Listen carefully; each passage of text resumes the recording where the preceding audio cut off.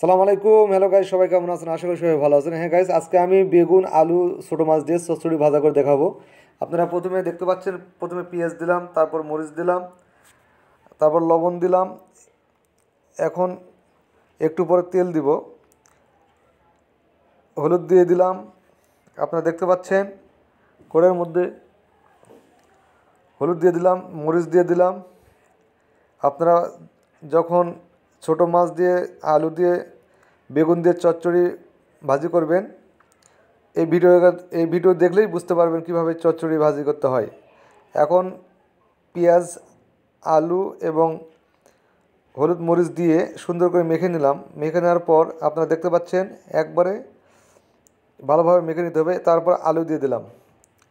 এরপর আলু দেওয়ার পর আমরা আলু দিয়ে আবার নতুন করে মেখে নিতে হবে। সব মরিচ পেঁয়াজ যেভাবে মেখে নিলাম, মেখে নেওয়ার পর আবার আলু দিয়ে মেখে নিতে হবে সুন্দর করে।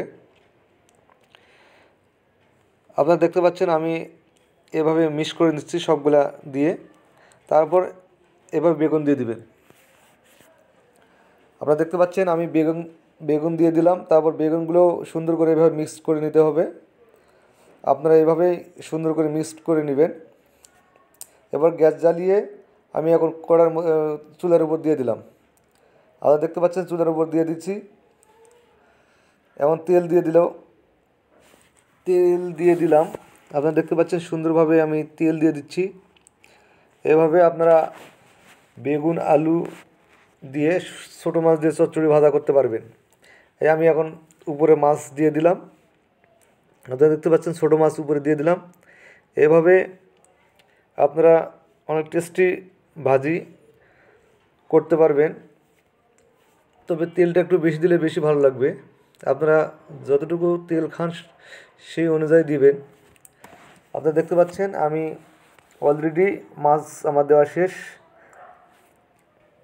এখন সুন্দর করে মাছগুলোকে উলটপালট করে দিব। সব বেগুন, আলু দিয়ে মিক্সড করে দিব। আস্তে আস্তে এখন সিদ্ধ হয়ে যাবে। একটু পরে আমি ঢাকনা দিয়ে ঢেকে দিব। আপনারা দেখতে পাচ্ছেন প্রথমে সুন্দর করে আলু, বেগুন দিয়ে মাছগুলো মিক্সড করে নিচ্ছি, যাতে করে সব জায়গায় মাছগুলো পৌঁছে যায়। আপনারা দেখতে পাচ্ছেন এরপর আমি সুন্দর করে কী করব, ঢাকনা দিয়ে ঢেকে দিলাম। দেখতে পাচ্ছেন ঢাকনা দিয়ে আমি ঢেকে দিলাম। দেওয়ার পর আপনারা দেখতে পাচ্ছেন প্রায় আমার সিদ্ধ হয়ে গেছে। এভাবে সুন্দর করে কালারফুল হবে, কালারও চলে আসবে। আপনারা যতটুকু পেঁয়াজ, যতটুকু মরিচ খান সেই অনুযায়ী মরিচও দিয়ে দেবেন, লবণও দিয়ে দেবেন। এখন আপনারা দেখতে পাচ্ছেন আমার প্রায় রান্না শেষের দিকে। যদি আমার ভিডিওটা ভালো লেগে থাকে তাহলে অবশ্যই লাইক, কমেন্ট, শেয়ার করবেন এবং সবাইকে দেখার সুযোগ করে দেবেন। পরবর্তী ভিডিও দেখার জন্য আমন্ত্রণ জানিয়ে আমি আমার ভিডিও এখানে শেষ করলাম। আসসালামু আলাইকুম রহমতুল্লাহ।